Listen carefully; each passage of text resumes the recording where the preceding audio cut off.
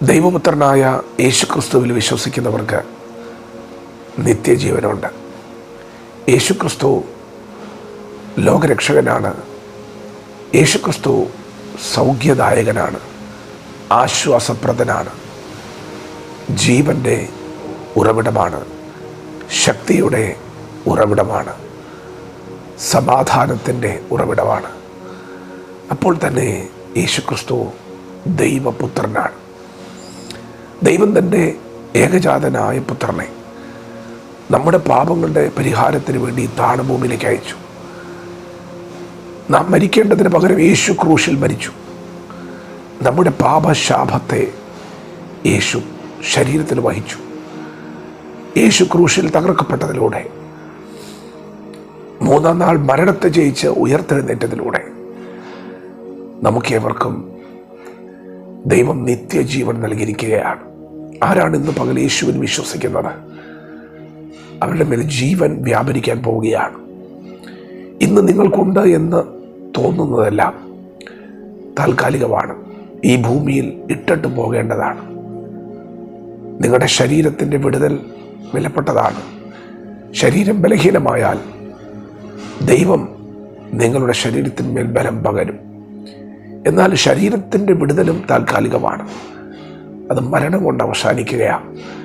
യേശുക്രിസ്തു നമുക്ക് നൽകിയ വിടുതൽ ആത്മീകമാണ്. അത് നിത്യതയിലും തുടരുന്നതാണ്. ഈ ശരീരം ക്ഷയമുള്ളതാണ്.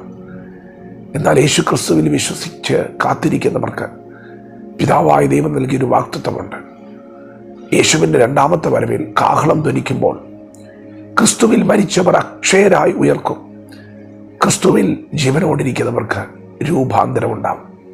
ഇന്ന് നിങ്ങൾ കാണുന്ന ഈ ശരീരത്തിന് മാറ്റങ്ങൾ ഉണ്ടാകും. യേശുക്രിസ്തു ഈ ഭൂമിയിൽ വന്നത് ജീവൻ നൽകുവാനാണ്, സമൃദ്ധമായ ജീവൻ നൽകുവാനാണ്. പ്രിയപ്പെട്ടവരെ, നിങ്ങളുടെ നിത്യത ഇന്ന് പകൽ നിങ്ങൾ ഉറപ്പാക്കണം.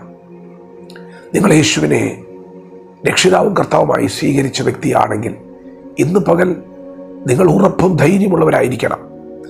ഈ ലോകത്തിൽ ഒരു കഷ്ടതയ്ക്കും നിന്റെ അകത്ത് ആത്മാവിൽ ദൈവം നൽകി വിടുതൽ തൊടുവാൻ കഴിയുകയില്ല.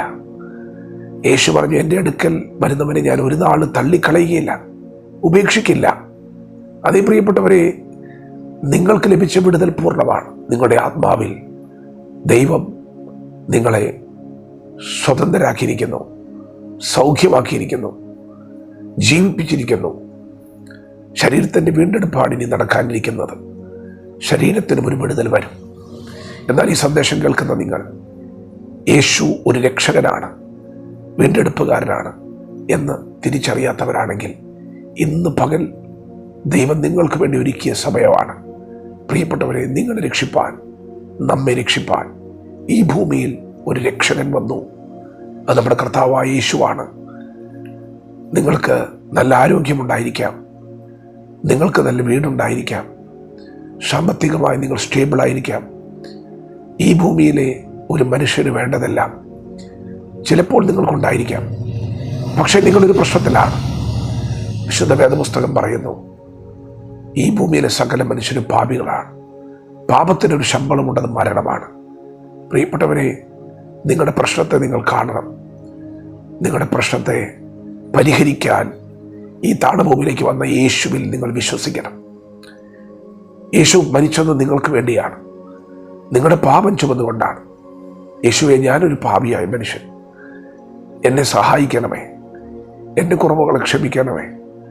ഇന്നു മുതൽ അവിടെ നിൻ്റെ കർത്താവാണ്, അവിടെ നിൻ്റെ രക്ഷിതാവാണ് എന്ന് നിങ്ങൾ യേശുവിൻ്റെ മുമ്പിൽ ജീവിതം സമർപ്പിച്ചാൽ, നിങ്ങൾ വചനത്തെ ഏറ്റുപറഞ്ഞാൽ, പ്രിയപ്പെട്ടവരെ, ദൈവവചനം ഉറപ്പു തരികയാണ്. നിങ്ങൾ ഒരിക്കലും നഷ്ടപ്പെടുകയില്ല. മരണത്തിനപ്പുറമുള്ള നിത്യതയിൽ നിങ്ങൾ യേശുവിനോട് കൂടെ ഉണ്ടായിരിക്കും. ഇത് വചനം നൽകുന്ന ഉറപ്പാണ്. അതുകൊണ്ട് പ്രിയപ്പെട്ടവരെ, ഇന്ന് പകൽ യേശു നമുക്ക് നൽകിയ ഏറ്റവും വലിയ വിടുതൽ അത് ആത്മാവിൽ ജീവനാണ്. നിങ്ങളുടെ നിത്യജീവനെ തകർക്കുവാൻ ആർക്കും കഴിയുകയില്ല. കെടുന്ന വിജത്താലല്ല, കെടാത്തതിനാൽ ജീവനുള്ള നിലനിൽക്കുന്നതുമായ ദൈവത്തിൻ്റെ വചനത്താൽ തന്നെ നിങ്ങൾ വീണ്ടും ജനിച്ചിരിക്കുന്നു. അതെ, യേശുക്രിസ്തുവിൽ വിശ്വസിക്കുന്നവർ ഉറപ്പും ധൈര്യമുള്ളവരായിരിക്കണം. യേശുവിനെ അറിയാത്തവർ ഇന്ന് പകൽ യേശുവിനെ അറിയണം. നിങ്ങളുടെ രക്ഷകനെ അറിയണം. നിങ്ങളുടെ രക്ഷ ഉറപ്പാക്കണം.